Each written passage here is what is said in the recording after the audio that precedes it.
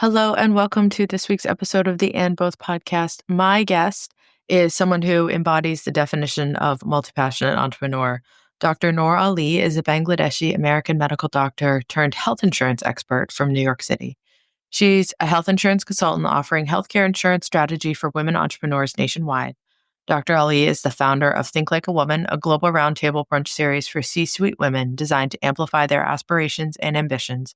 She is also the co-founder of Happy Panda, a functional beverage company launching a nootropic energy drink. In this conversation, Dr. Ali shares her journey of immigrating to the US at the age of 5, becoming a surgeon abroad, and pivoting her entire career after getting stuck in the red tape while trying to transfer her foreign medical credentials to the US. She talks about how that experience shaped her resilience, her relationship with motherhood, and how she continues to build businesses that center women, visibility, and intentional impact, all while raising 2 young sons, one of which was only born a few months ago. So she's doing incredible things and approaching from a lot of different angles. And I think that's one of the interesting parts of this episode is that people often think that in order to be doing something right, you have to be completely focused on that. And so she really blows that apart and saying that you don't have to be beholden to one thing in order to be doing it right or to make progress. And so I think that that's a really important message for people to hear. So here is Dr. Ali. Hello, and welcome to the And Both podcast. Here we are going to hear from moms and those in motherhood that are doing the thing that works for them. They are honoring themselves alongside the all-encompassing role and level of expectation that is motherhood. And we are going to hear from as many different people as possible in their own experience. So you can find people to relate to. You can hear stories that will make you laugh, make you cry, all of the above. And that we will come together as a community to support one another in a way that is holistic and honoring of the woman and the mother as a whole. Hello, and welcome to another episode of the And Both podcast. My guest today is Dr. Noor Ali. Welcome. Thank you. Thank you so much for having me. I'm so excited we finally got to connect. I really appreciate this opportunity. Yeah, I think I'm excited because we are connecting. Last time, I think we had talked about for a while doing this, and I was like, oh, I have availability here. And you were like, nope, I'm on maternity leave. And I was like, oh, this is so exciting. So I'm assuming that you are back from maternity leave now. Yes, back now. Baby is out and kind of back to reality, but then the reality is never really the same. Now you have a whole human that's a part of the new reality. Yes. And this is not first baby. This is second baby. Yep. I've got a baby. 5-year-old and now a 3-month-old as we're taping today. Oh my gosh, that's so exciting. I love that. 3-month-olds are they're so cute and they're squishy and so cute. It's unbelievable how cute they are. Yeah, I know. And you're like, it's good because at 3:00 in the morning, you have to be cute because I know, right? Hey, just last night, sleep deprived, but then in the morning, I look at his face like, you're so freaking cute. I love it. Well, before we dive into everything, can you just let people know what you'd like them to know about you, and we'll kind of go from there. Yeah. So my name is Noor, originally from New York City, right now living in Tampa, Florida with my family. I've got 2 boys. I'm a boy mom, 5-year-old, and now a 3-month-old. I've got 3 businesses. The first one is health insurance consulting for the female founders all over the country. The second one is called Think Like a Woman, where I host highly curated roundtable brunch experiences for C-suite founders also all over the world. There's an e-commerce arm of that business. And my third business venture is in the product space. It's called Happy Panda. It's a media and entertainment company that's launching with a nootropic clean energy beverage. So that's my life now. And my former life, my educational background is internal medicine and general surgery. So I am a medical doctor and surgeon by training. Okay, I really feel like you've gotten everything. It's like that, you walk in the room and you're like, I'm going to touch all the things all at once. Yes, all of the above, all at once. That's me. That is crazy. So did you go was the first business that you went to from medicine health insurance? Yeah, yeah. And it's not something that I sought out, it's something that I really just fell into and I found a way to kind of marry the worlds. So my medical education is from abroad. I went to a medical school straight from high school in my home country in Bangladesh. So that's how I was able to accelerate that timeline. And then when I came back into the States, the way it works for foreign doctors like myself is we don't have to go through medical school again, but there's a series of licensing exams. And at that point in my career, I was like the superstar surgeon, and I really struggled with the step one, which was like basic sciences of that exam. So I studied for about 2 years and I failed it by one question. And that was devastating for me Oh my because medicine gosh. is all I knew. I didn't have any training. I didn't go to undergrad. I don't know anything outside of how to be a really good surgeon. So there was that turning point where I was like, oh my gosh, what do I do? Do I go back to the drawing board and, just be depressed and not feel valued, like I'm contributing to my household, to my family, to society, or do I try something else? And I was way overqualified in real life, but underqualified on paper because my resume made me look like a high school graduate. So I wasn't getting any appropriate job opportunities. And the only organization that gave me a shot was a sales role where you really don't need to be, a surgeon to sell. You hardly need, a college education. But at that time, I was like, I got to make this work. I need something. I need a win. So that was what started my journey into health insurance sales. And I learned very quickly that there's a way to do this better. And I was, smarter than everybody else around me. So I really just took it, applied the principles that I knew, married it with my clinical education and background, and made it like something of my own. That's amazing. Thank you. That I mean, that whole story, like you hear about like, people doing school in one country and then coming to another one, and it's like, how is there not an across the board equivalency in so many different ways to be able to like think of how many people.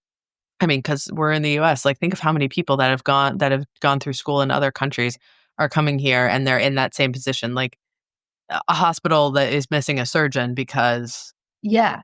I'm of all glad, the. Dr. Ashley, that you mentioned the word equivalency. So one of the things that I did as soon as I got here was there's a third party service that issues equivalency certificates. So basically they take my education abroad, they push it into an equation or algorithm, and they spit out, hey, if you were to get the same education here, this is what it would be. So my degree, which is a dual degree in medicine and surgery, was equivalent to an MD, which is a doctor of medicine here, with a 4.0 GPA, perfect GPA. Awesome, right? However, they took off a critical part of my training, which is surgery. And for the longest time, I made myself like I shrunk myself to, hey, I'm just an MD or a medical doctor, but I'm a surgeon. I have surgical training. But because that piece of paper, that equivalency certificate, took off the surgical part of my training, I shrunk myself because I thought that people wouldn't understand my degree or my training or where I came from. Only now am I like, you know, how many years, 7, 8 years later, able to just like be loud and proud that, hey, I'm not just an MD, actually. I'm an even better surgeon than I am a doctor of medicine. That's nuts to me. Like that just like I'm glad you're saying it out loud, but I'm just sitting here like that's crazy. Like someone, not someone specifically. It's not like one person who's having a bad day is like, forget it, we're going to leave this off, but like Yeah. that to not have the acknowledgement of that level of training. You go from like one day I'm holding someone's like liver in my hand to the next day being like, I really hope that this person will let me like check their vitals. Yeah. Yeah. That's nuts. Thank you for acknowledging. That's totally nuts. Just and so then moving into health insurance sales, and you said that you do this for entrepreneur women. Yeah. What does that look like? Yeah. So common things that I experience every single day are women are just so freaking amazing, right? They're building businesses, they're, taking care of their families, they're changing diapers. So I'm on these calls all the time where women are doing all of the things. And let's say they have a side hustle that has grown so big, but they're afraid to leave their corporate role because of health insurance benefits. That's something that I experience every single day. And me, this is the problem that I solve. I'm like, well, health insurance is the easiest part of it, honey. Like everything else is hard. And to them, it's like, well, this is the part that's holding me back. So Mhm. that's really, commonly what I deal with is helping women or entrepreneurs understand that you can have a life where you don't need to, be stuck to your corporate role just for the health insurance benefits. There's really great options outside of what your employer is offering. And I help them figure out what that option is. Yeah, I mean, I hear this all the time too from other people is that like, I'm gonna do this. And then they're up until 1 o'clock in the morning working on all of that, all of the business and then doing the other things and then going into the office. And then they're saying like, but I'm the one who carries the benefits. Yes, exactly. And it's like, yes, but But you have to, that's not the only way that it can be. So I love that you're showing people a different way yes. forward. All right. So then business number 2, which one was that? Yeah, think like a woman. So I'm talking to all these incredible women every single day, like 8 to 10 conversations. And I'm like, oh gosh, you guys are so cool. And I just wanted a way to like connect them together, but they're all over the place, right? So I'm like, Ashley in New York would love Lindsay in California. How do I bring them together? So I thought of these elements of creating an experience that would be exciting for me, like building a business around things I like fine dining, traveling to new cities, building people together. And I thought about like what's missing, COVID with the virtual everything and fatigue. I'm like, women really like the energy of being in a sacred space together. So I designed this experience where I thought of like, what is a meal that where like women can just chill and talk, where we're not rushed or whatever, and it's brunch. So I designed this event like a 4 hour fine dining, unlimited drinks, round table brunch experience where I bring together women and solve their very specific problem. So what I'm offering here is not like, hey, Ashley, meet Lindsay. It's like, hey, Ashley, meet Lindsay. She actually has access to a community of 5,000 women, which is exactly your target market to really take your podcast to the next level or whatever it is that you're looking for. So solving these really specific problems. And then I have these pillars of the experience that really take it to another level. So fashion. So coming dressed as your next level self. Who is that person? I want you to come dressed as her. We're going to photograph you professionally so you can visually see like, hey, I'm her, or let me accelerate this timeline. I can be her now. A lot of fun, other little elements of the experience. So that's really what I like to do. I've hosted events in New York, in Miami, in Tampa. I'm working on one in LA, Atlanta. I've got one that I want to do in London, an international one. And I just have so much fun hosting these. And I feel like it's a lot of great impact without giving away too much of the fun surprises and details. Yeah, I love that. That idea of like people coming together and actually being in space because, so much of the work that you do, I think a lot of the entrepreneurship that has popped up, especially in the last 5 years, has been built around the virtual space, right? Leaning on the ability to connect with people that are far away and also giving us the time and the scheduling opportunities that way. So I think that's cool to bring everybody together. Do you have people that sort of they come to everyone? They're like, just let me know when No, brunch is? no, it's very like invite only, and Okay. because it's so specific, it's like I don't want you to just show up if I can't do anything for you. I There's love only that. like 5 to 6 tickets per event, and you can bring a friend. So your ticket includes like a best friend, but it's not cheap. So if you're coming, I want to make sure you're getting ultimate value. So you Mhm. can only attend one event. And I make sure that when you attend, it's like an unforgettable experience that you'll remember forever. Yeah, and I love too that this concept of like respect for people's time and energy and their investment in things is the front of it. Because I think that a lot of times what you see is people like come to this experience, Yeah. but like you said, you go and it's great and like the food can be wonderful, but you don't necessarily have anything to take home at the end of that. It's great to be in community. It's great to meet other founders, and it's great to sort of make those connections. But if the connections aren't what's going to help, Yeah. that's not. Or if it ends after the event ends, then, that's a lot of time and effort that I just took from you. Mhm. I love it. And so internationally, so what is that? Is that just like, are there people that are in that space that are like, oh, I'd come to the US, or is this an expansion of your business outward? Yeah, it's an expansion of the business outward. I've never done this before, so I have no idea, one, what I'm Yay. doing, and two, how it's going to be. But I just have this vision that, this is a global community. And when I threw this idea out there are many women who expressed interest. So something that's going to be different on the international event side is you're not going to fly to London, let's say, for just a 4 hour brunch. We got to make it a little bit more time worth it. So it'll probably be like a weekend retreat. And the concept here is the people that you dine with, you're going to stay with in an entire house and community. All of the meals will be curated by a personal in-house chef. And again, just really curated experiences based on the people who are showing up. So personalized gifts and experiences, all tailored around what you're looking for. I love it. I'm reading this book right now. It's by, I think it's Tara Moore. Uh-huh. I cannot think of the title of it to save my life, but it's talking about like playing big, and as an entrepreneur, and as especially as it's written towards a female audience, but they talk about this idea of like the inner critic and they call it the inner mentor. And like what you were saying, people that if you're where you are now and this is where you want to be, it's how does the person who's over there, how do they meet people? How do they connect with other people? How do they dress? What does their day look like? And it's sort of like all built around that. So when you said taking pictures of people when they show up as their, as the next iteration. Yeah. That's really amazing. And do you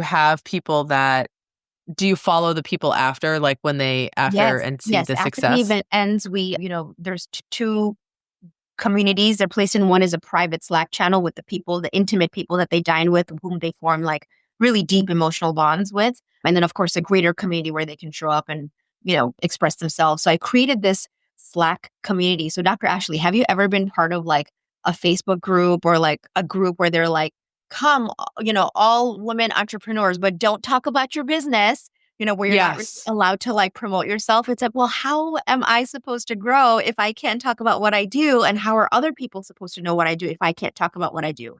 And I thought that was just the dumbest, stupidest thing I've ever heard of. But I see it time and time again where it's like we're restricted from doing the thing that's actually supposed to help us get to the next level.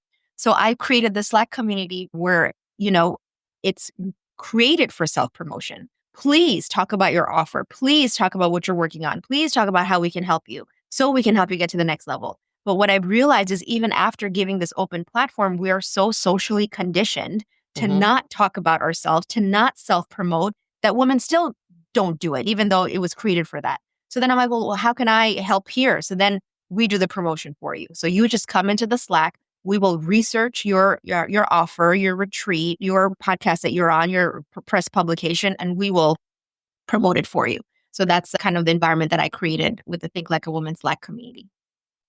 That's awesome. I've heard it spoken about as, exactly what you're saying, like people, the conditioning to not wave the flag and not, be loud and all of that. And that the way to think about switching that is to not talk about self-promotion, but to focus on it and think about it as visibility. So it's not like I'm promoting my offer. It's I'm trying to expand the visibility of my offer. I love that perspective shift. That's fantastic. I'm writing that down. Yeah. Expanding. I love it. Yeah, and I think it's true. You get into the people that want to build a business and they want to grow and they want to, or even if it's not a business, even if it's, coming into a new identity, becoming a mom, all of those things, it's really hard to talk about the thing that you want to talk about. So then I think that sometimes those groups are more successful because people join them because they want to be with other people, and it takes the pressure off of, being a push to put that stuff out there. And it really just doubles down on not being as helpful as it could be for you in that regard. So the drink business. Yeah. This I'm fascinated about because I work in tech and, podcasts and things like that, like packaged goods and beverages and all of that stuff. That's a whole other, talk about like, again, going into the room and like being like this and this and this and this and this. How did that come about? So I have a co-founder here, so a business partner that we're working on this together. And I thought about like my wealth goals and business goals and everything that I've done so far, like all of the big careers that I have. Medicine, I've never really made money from medicine. I trained in a third world country where the population that I served, they made like $1 to $5 a month, I'm not taking money from my patients. I'm just really volunteering my medical and surgical services.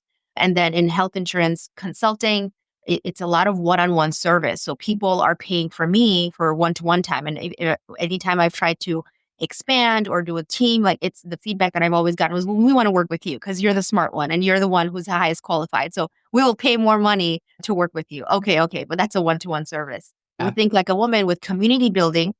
I actually started with an exit in mind. And I'm like, well, I don't want to be the center of this community. Let's build it. Let the community be the community. But when I'm hosting these events, they're like, well, you are the magic of the event. You're the reason that we're able to express ourselves. We feel safe of being emotional and whatever. I'm like, okay, well, now I'm the center of all of this and I didn't want to be. So I had to find a way where I could reach my business and wealth goals without the business needing so much of my time and energy, and product, was it. And then a space where beverage, especially, which is really difficult because of the high competition, but what industry isn't? But it's Right. a high volume product space. So really that's what drew me kind of into it. Do I know anything about it? Absolutely not. Learning along the way, but that's entrepreneurship. And we started actually the venture with ready to drink tequila seltzer product. And it was really cool. We have, if you see on my shelf, we've got three, cans, three SKUs. We did a pilot run with the community. They loved it. The product was amazing. However, it became so cost prohibitive to launch with it because of all of the regulation in the alcohol industry. So it was like, oh gosh, we can't go to market with a product where we're going to be so red for years. We don't even know, we can't even project when this business can be profitable. So we had to do a little bit of a hard pivot and launch with a product where we wouldn't have as much regulation, but really find a market gap where, energy is very popular, very saturated, but all of the products really are just not, health compliant, or you see the trend of the younger generations where health consciousness is really up and coming. So we wanted to kind of enter that space with a functional beverage focused on energy. So when does that launch? It should be this year. We're still in R&D, but because of all of the progress we've made with the tequila seltzer in the production phase, as soon as we're done with development, we should be ready to launch Q2, Q3 this year. Holy cow. So Yeah. you're like, you've got businesses going and you've got products happening and you've got like probably 1 million phone calls a day. It might feel like doing that. And then you have small people in your Yes. life. Very tiny little ones. Yes. How do you navigate that? Yeah. I refuse to use the word juggle or balance because I Yeah, think I those are noticed that. just I paid attention to that. Thank you. The navigation is the best way I can say it is when I do the thing, I give it my full and complete attention. So I'm working right now. My work has my full and complete attention. My kids are not here. My 3-month-old isn't crying for me. My 5-year-old isn't vying for my attention. My work has my full focus. And when I'm a mother, I don't even know where my laptop is. I don't know where my phone is either. They get 100% of mom. So when I'm able to give 100% of my attention to the thing that I'm working on, I am so much more efficient, increases my productivity, and that's how I can get so much done in the same 24 hours. yeah. I mean, and that's it, right? Like that's the goal is to figure out how to be as present as possible for as much of the day as possible. And then when you're at work, where are the kids? Is your oldest in kindergarten? Not yet. So he's in preschool Okay. and the littlest one is in daycare. Nice. Because I think too, like that's another part that's really important to talk about is that, doing all the things, meaning businesses and parenting and things like that, is I will say it's virtually impossible to do. You can't do everything well at the same time. And At that's, the same time. that's exactly what you're saying, right? Like 100% focus on that. And so I think that we're talking about, I think health is the new money conversation. Like I think that like of the 80s and maybe early 90s where it's like you don't talk about money and you don't talk about like salaries or anything like that. I feel like childcare and help and like any sort of resources in that regard to simplify that process are the things that we don't talk about. It's this weird like you don't like, the kids don't like go into their room and the door closes. Like they're small people that have a lot of needs. And so how does that all come together Yes. is an important part.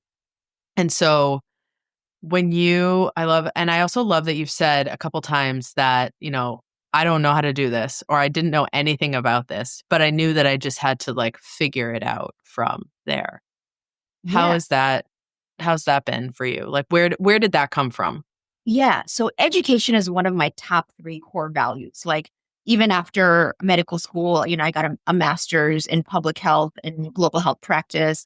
I have graduate certificates in infection control and prevention. I knew nothing about business, so I sought out learning from Yale for executive management and digital marketing strategy. So learning, if there's any gap in your knowledge, there is information out there that you can fill that gap. So there's limitless potential for learning. So if you don't know how to do something, if there's a gap in your knowledge, that is not ever a problem because there's always a solution out there. It's, are you investing your time and money or any resources to go find that solution? So that's why I never worry about, anything that I don't know because I can always learn it. Anybody can. Lifelong learner. Yeah. And so what brought you here? What brought you to the US? So I grew up in New York so my mom and I immigrated to the country when I was 5. My dad was already Okay. here before us. So I grew up here. I just went back for medical school. Then I got married. My husband's also from New York. So really marriage, brought me back to the States. Otherwise, I might have stayed back and had a thriving medical career in the eastern side of the world. But yeah, got married. So back to the States. Do you ever get a chance to go back? Yeah, I do. I keep my license active so I can practice voluntarily. COVID kind of messed up that schedule, but prior to that, it was every year. And then during COVID, the work was really in the COVID wards. At that time, my son was about 2 years old, so it was a bit of a risk for the family, and others didn't like it. Others, but meaning my family, didn't like it. But I was like, well, this is what I learned and trained for. So if I'm not doing this work, then who's going to do it? So that was a bit of a conflict. So COVID did mess up that schedule a little bit. Did you go back did you go back during? Yeah, during COVID, I did. And I worked in the COVID wards and my family didn't like it. Oh my gosh. Yeah. What was that like?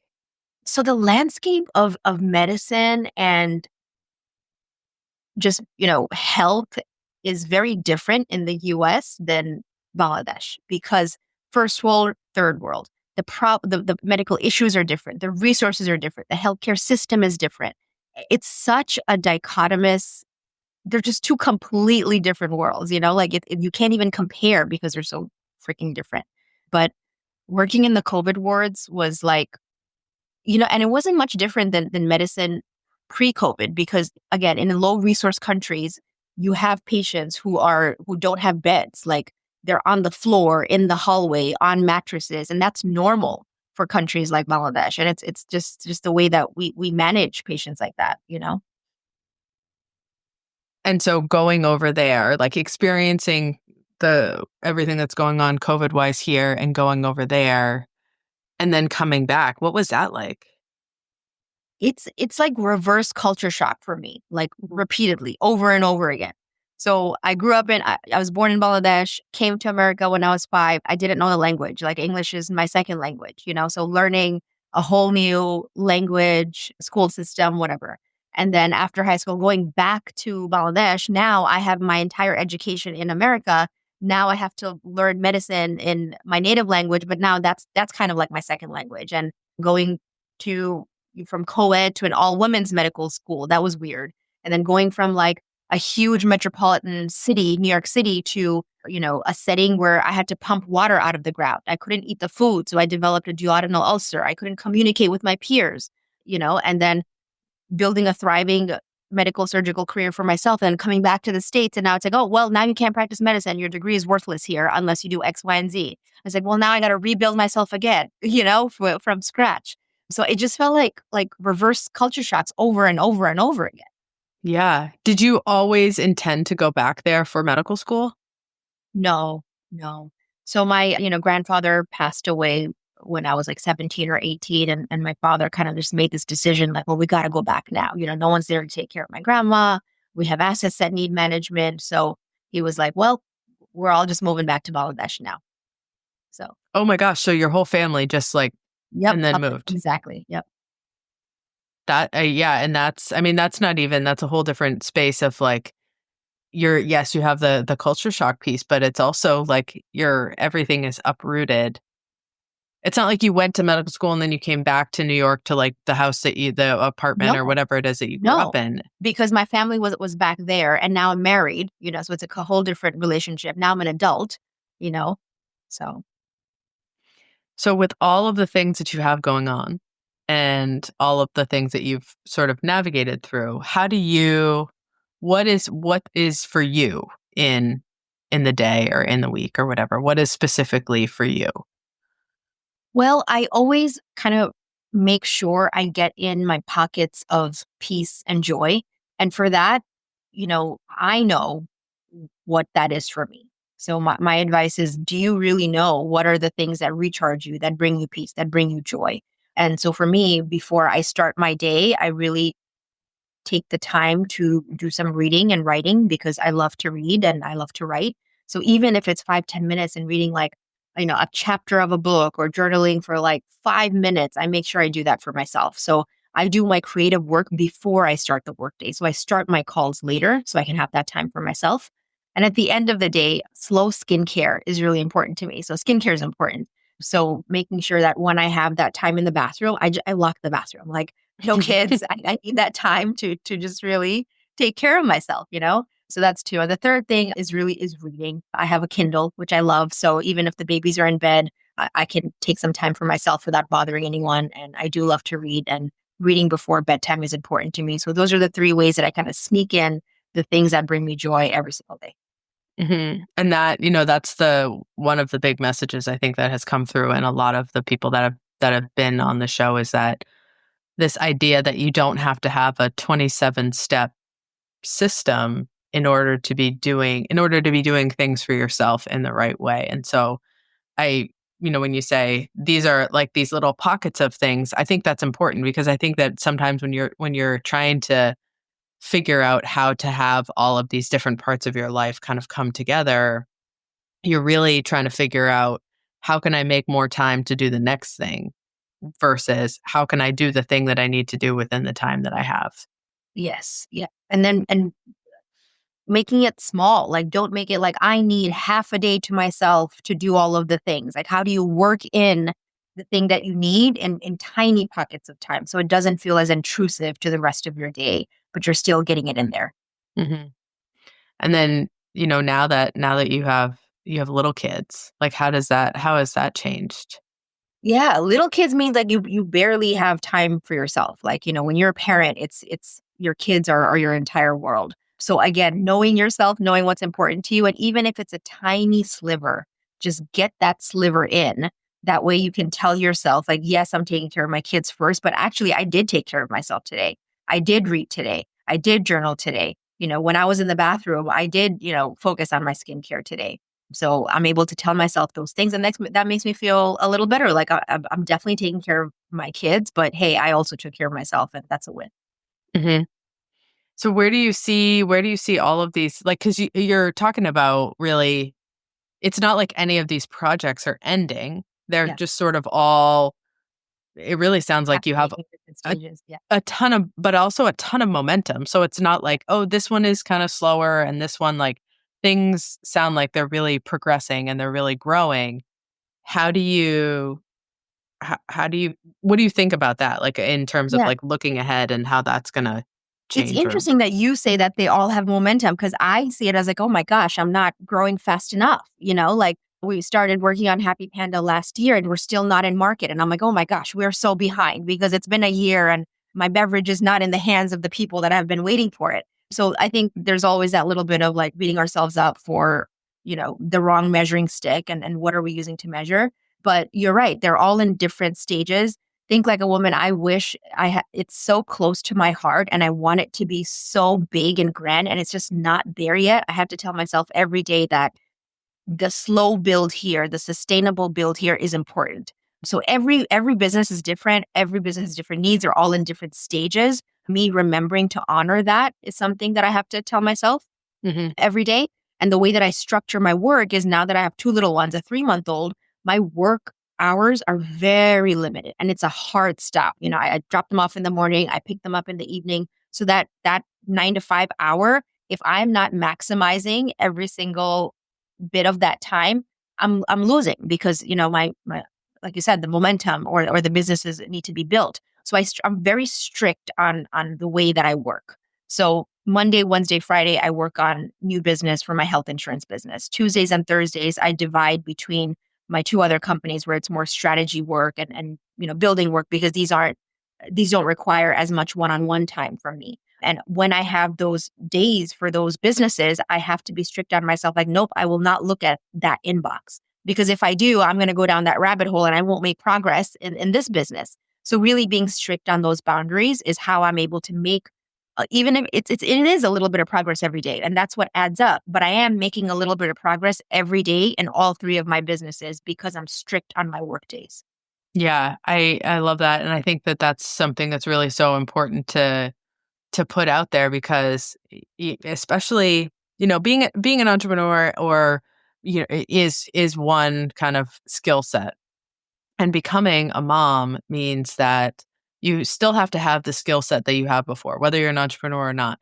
But you now have to do it with like a popcorn brain attention opportunity, right? Like it's so easy to say, okay, today I'm going to make progress on clients for my health insurance company. And then the school calls or the doctor's office calls and they call and they say, oh, we just want to remind you of this appointment, yada, yada. And you're like, okay, I've got to go check that. And you can go down this rabbit hole. It's like I saw something online. It was, I picked up a sock on the floor and I put it in the washing machine. And then I realized that I hadn't emptied the dryer and then I had to Yes, fold the yes, clothes. And, 27 steps later, it's time to pick kids up from school. And you're like, what happened? yes. So That having happens that, to all of us. Yeah. yeah. And having those boundaries around your time and where you focus, that's massive. Yeah, because it's so easy. It's so easy to go down that rabbit hole and to not keep yourself contained. I'm doing it right now. Like I have a new business thing, and I'm like, oh, if I just need to send this one email, but I'm like, nope, it's Thursday. It's not my day to work on that. It's so easy for me to just work on that email and do it. But once I'm in that inbox, I'm gonna be like, oh crap, now I got these 10 other customer service requests that are waiting. Let me take care of that. And then now I'm behind on the work that I was supposed to do on my Thursday. So it's building up the discipline to say, no, this is not my day or time to work on it. This is not laundry day. I see that sock. I see you, sock, but I'm taking it on Sunday because that's my day to work on that sock. Right? That sock is going to sit there and it is going to Yep, taunt me until Sunday, but I don't care. that's right. I mean, that's a massive muscle to build up over time to really having the boundaries around that, I think it's impressive. I don't have that yet. It's I don't have.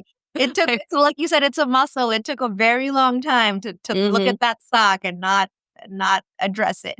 Yeah, I mean, and it's true like that and that awareness of that piece as like a component of my life is one of the things that influenced some of the software that I'm developing is like if I was a person that got interrupted all the time, what would be an effective strategy when you're talking about this development of this software? And so like trying to have that conversation with people that are helping you build this where they're like, well, you just like close it and open it. And I'm like, no, no, no, no, no. Imagine if everything is gray. There is no black and white, and everything is gray, and you are desperately trying to create black and white. You're trying to have, pen marks where everyone else thinks that you have pencils on your time and your attention. In terms of creating, like, how did you come through the process of getting sidetracked by all of these things that are happening to like, no, now I need to do that. Like, what did that look like for you? It took years to honor my calendar, the pen marks, not pencil marks. And there was, stages of business, like year one, year two of my business here. I'm not saying no. I'm not rejecting business. I'm available 24/7 for anything and anyone that comes my way because I'm building, right? I need the cash flow. I need the clients. I need that, to be stable. So zero boundaries or like everything was a pencil. There were no pen marks. But now because I'm comfortable with where I am in business, it's a lot easier for me to say no. You know, I'm a lot more confident to say no. I'm not stressed about, this business, maybe the other one's in different stages. So because I have that relaxation, I guess, it's easier for me to honor the white space in the calendar, have more white space in the calendar, honor the pen marks, and, do it this way. So I don't think if we were having this conversation 5 years ago, I would be this chill about it. I would Mhm. be definitely chaotic and be like, oh no, I need to do all of the things all of the time, zero boundaries. Right, right. And that, and if that's 5 years ago, you didn't have kids then, or 6 years ago, you don't have kids. So really your time, you don't have those hard stops, like you said, Yeah. around your time. And I think too, like the first business you started, if that's a 1-to-1, that is a lot of time. And that's a lot of you in front of one person. And so having the potential to expand is harder to execute. Yeah. And I've tried it and it didn't work. Everybody wants the one-to-one energy. So I'm like, all right, fine. I still got it in me. So we'll keep going for a little bit longer. Yeah. Do you see there being sort of a transition point down the road where you do less of that and more Yeah, I sort of hope growth so. and That's why I'm scale? working so hard to build these other businesses, so I can, transition down and be more mom and less business. Right now, I'm at a fair balance, but the kids are young. I think it takes a lot of balls and guts to to take the risk and start something when kids are so young. But if you think about it, if you think about your business as babies and the babies as babies, as they grow and the business grows, there's going to be a point in time where the businesses sustain themselves. And, I can be an even more present mom. Yeah. I think it's important to acknowledge that too. Like I had people that said to me when my kids were younger, I mean, my youngest is 5, so they're not in college. But, when they were younger saying, "Well, why don't you just wait until, your youngest gets to like school or gets to whatever?"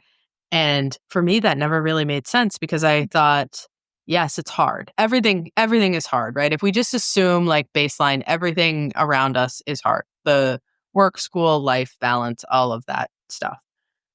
In 5 years, do I wanna be starting from scratch, or do I wanna be 5 years into whether I make that what you're saying, like, that slow incremental progress that may not be, it's not product lands on the market and then 18 months later, millions of people are using it and it's sold out everywhere, yada, yada. That's a different way of developing and growing and launching and thinking about it. But can I make progress given the time and space that I have available in order to get that out there Yeah, and be 5 years down the road instead of exactly. like trying to figure out how to, do all of these things. Cause like same, right? As I don't know how to do some of the stuff I'm doing. And you get on these calls with people and they're like, so yada yada. And you're like, I'm just gonna Google this term while you're talking Exactly. to me because I don't know.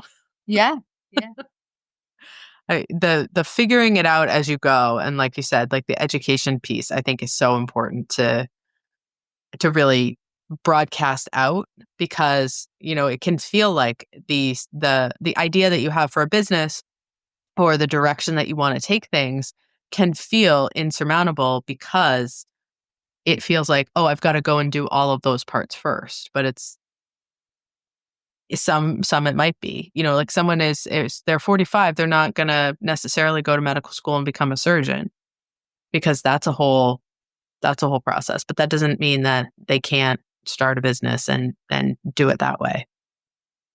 I love it. I like the multi-direction thing too. I think that people when they say I want to start a business, it's you sort of get stuck in a track of how you want that what you want that business to look like. So you've got three different completely different ways of working with people and are sort of growing those along the way. Not sort Yeah. of, you are.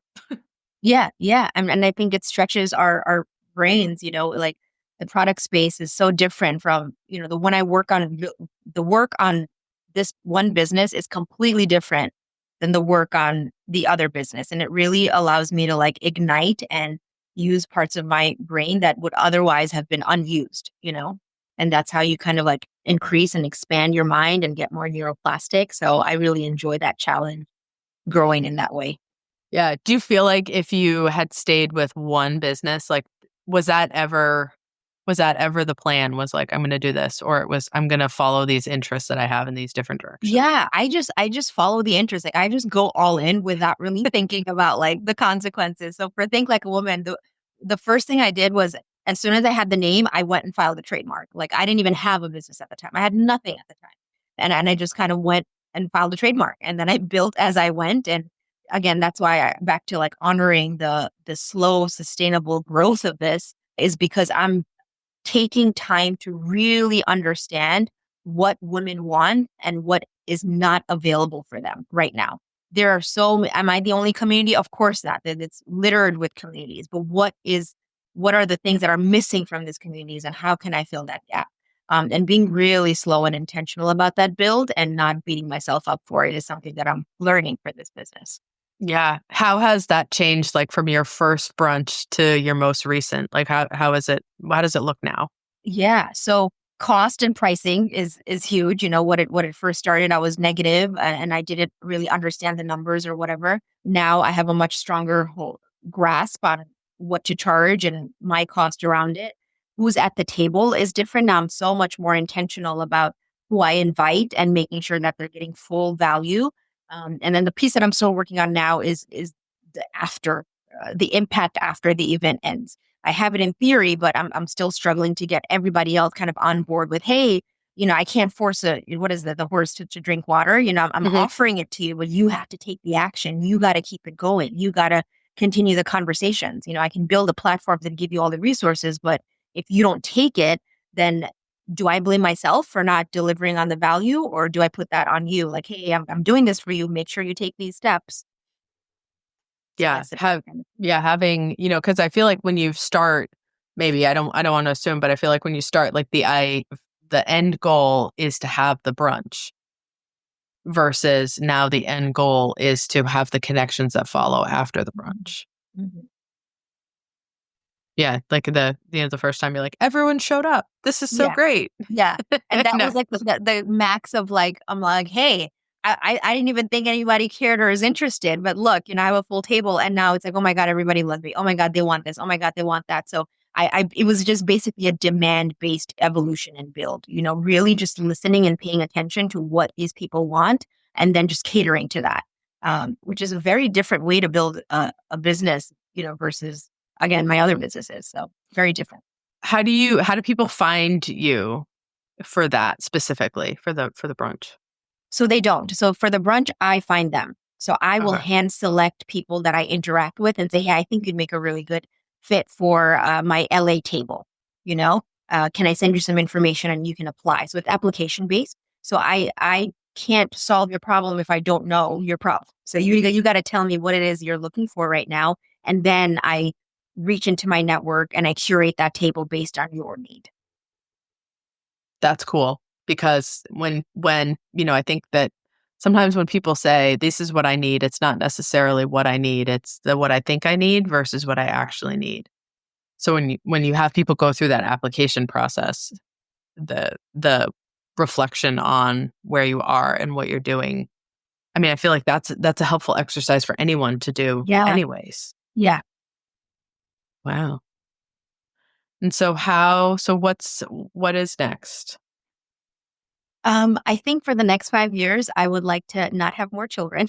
Just take care of the needs that I have right now and really just build, you know, focus on building the 3 businesses that I have right now. Probably tell myself not to start something new and just focus on the 3 that I have right now and just do a really good job with actualizing the dreams and goals and visions that I have and focusing. You know, I think focus is such an underrated skill in business.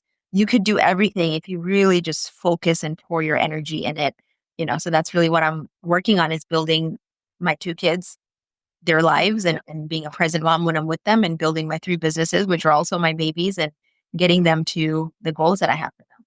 Yeah, and you also have, the businesses that the first two, it takes a lot of you to in order for these to go, right? It takes you've got to take in the applications, and you've got to work one-to-one with people, and it's really specific. So Yeah, those are involved. very much. It requires so much of my energy. And then that's why it's so important for me to take care of myself and my energy, because I cannot take care of my business or my clients if I'm, a hot mess, Mhm. which is very easy to spiral into every single day.